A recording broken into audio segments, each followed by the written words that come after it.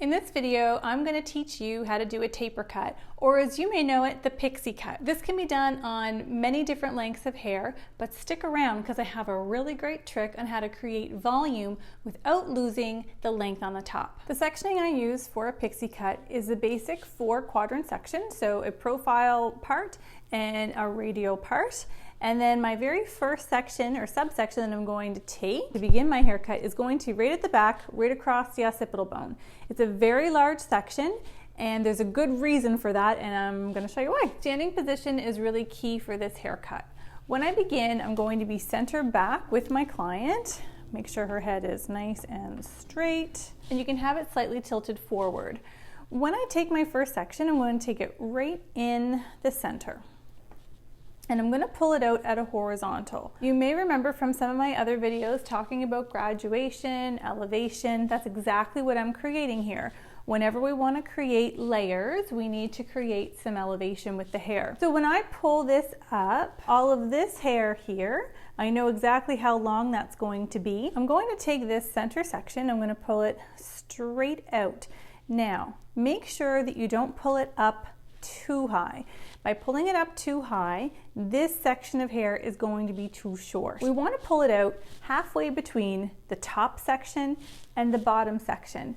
This is going to allow this hair that's coming right here to curve around the occipital bone. So remember, that occipital bone is sticking out. We need to have enough hair to come around it.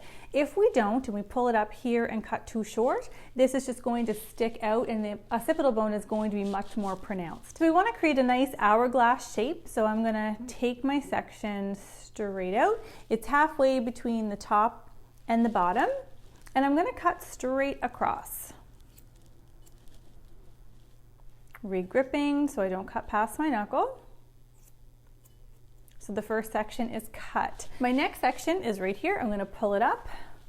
You can use this piece of hair that you just cut as your guide or reference point. We're going to pull that one straight out as well. Take note of my standing position. I'm standing directly in front of the section that I'm cutting. There's no over direction. Now I'm going to go and do the same thing on the other side. Now when I pull this down, I have created this really nice taper. So it goes from longer into shorter. The length is a little bit long, however, some people may like it that length. I am going to take it a little bit shorter. There's two ways you can do this. One, if you want to take it quite a bit shorter, you can just cut a blunt line on your perimeter. If you'd like to keep it kind of wispy, what you can do is come in on a 45 and you can knock out this right here, this little section there. So I'm doing this in 3 cuts. 1, 2, and 3. And basically 3 cuts, 3 snips across the back, you can create a taper. If you have a client that comes in, their hair is quite a bit longer on the top, this is going to be a little bit different to attack. Right now, this mannequin, the hair is pretty short. She's about 3.5 inches on the top. I never want to go shorter than about 3 inches on the top, especially if the hair is coarse. If the hair is coarse, you go shorter than 3. It's going to stick up like a rooster and there's no getting that down. You want to keep it around 3 on the top. That's a safe length to go. A general rule of thumb though would be you do want the top to be about double what you are on the bottom. Otherwise it's just very boxy. So if you want to have it so you have a nice hourglass, that would be the effect that you're going to go for. I'm going to release these top 2 sections and you can see it's all covered up there. I am going to keep my length right around 3 on the top, so I'm only going to cut into this a little bit. So this is section 1. My next section is right below it. I'm following the shape of the head similar to the uniform haircut, so section 2. My final section is going to connect this section into the bottom. So this one is going to be cut a little more on an angle. So keep everything nice and clean. And I'm going to pull this out and I'm going to connect, you can see my short piece and then my short piece down here. So this is the part that I already cut with the taper, and this here is the hair that I just cut up above it. So now I'm just going to cut what's in the middle.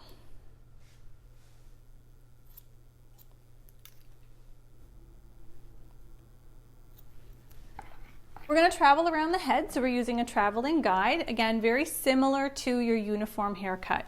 With the uniform, you follow the shape of the head, which is kind of what we're doing on the top. But then as we move down, that very last section that we cut is not following the shape of the head. It's going to be our connecting piece. You can see that this side is completed and this side is still left to do.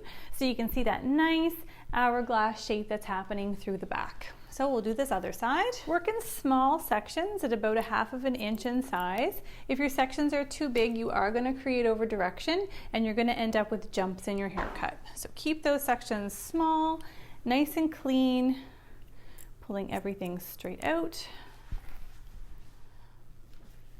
And then your last section at the bottom is your connector.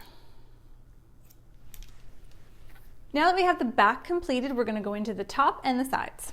When you're working with short lengths of hair, you may find that it's difficult to use a lot of clips. No worries, when the hair is wet, it usually just stays in place for you. I'm going to do the top exactly like I do a uniform haircut with a traveling guide. So I'm going to take a section that I cut in the back, and I'm going to hold this all straight up. I usually section with my coarse teeth and cut with my fine teeth.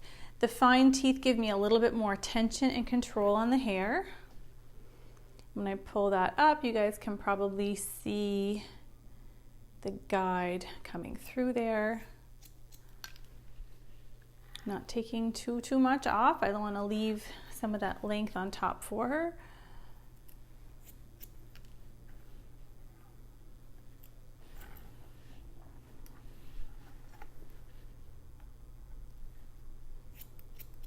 There we go. All right, the top is done. Now you have a guide on the top and you have a guide that you created back here. So we're going to take our sections, we're going to slice them up, we're going to find that guide on the top, we're going to find that guide on the side, and we're going to follow them. We're just going to connect all that hair together.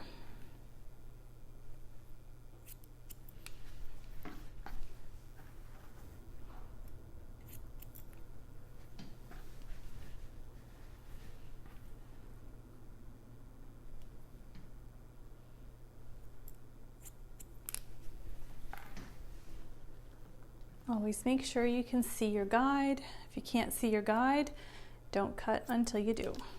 So I'm keeping the hair that I've already cut back, and I'm just traveling forward.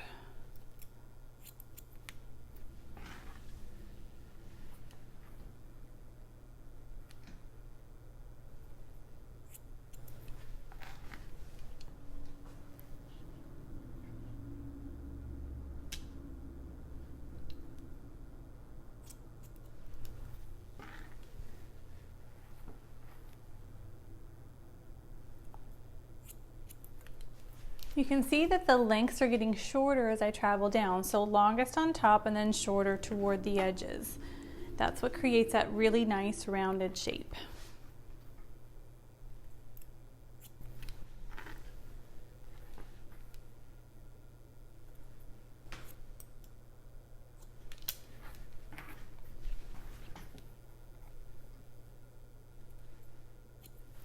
Depending on what your client wants, you might want to leave that bang section out. For the purposes of this, I just kept going, but you should be able to see a pretty big difference between both sides. Remember, if you start cutting the hair wet, keep it wet throughout your haircut. If you're cutting dry, keep it dry during your haircut. Take notice of the angle of my fingers. They are quite literally at this point following the shape of the head. So they come more straight out at the side, but then as the head shape dips in, so do my fingers.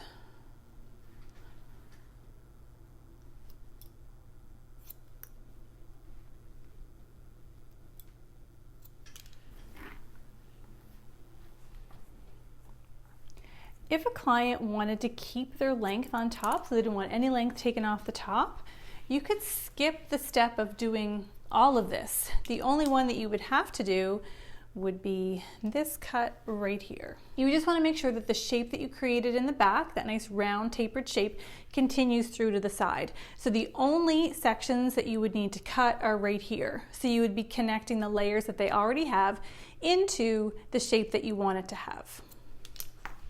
This happens quite often where people do not want to lose any length on the top. They just want to change the shape. If someone's looking for more volume, remember that short layers actually support longer layers. So that means you can leave the top longer, cut under here shorter, and the shorter layers actually bump up the longer layers. So if they're looking for more volume, that's a great trick.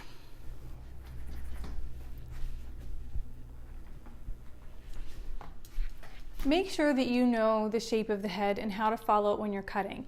If you don't, or you're struggling with that, check out this video right here on the uniform haircut. I really hope you enjoyed today's video. Have a great hair day.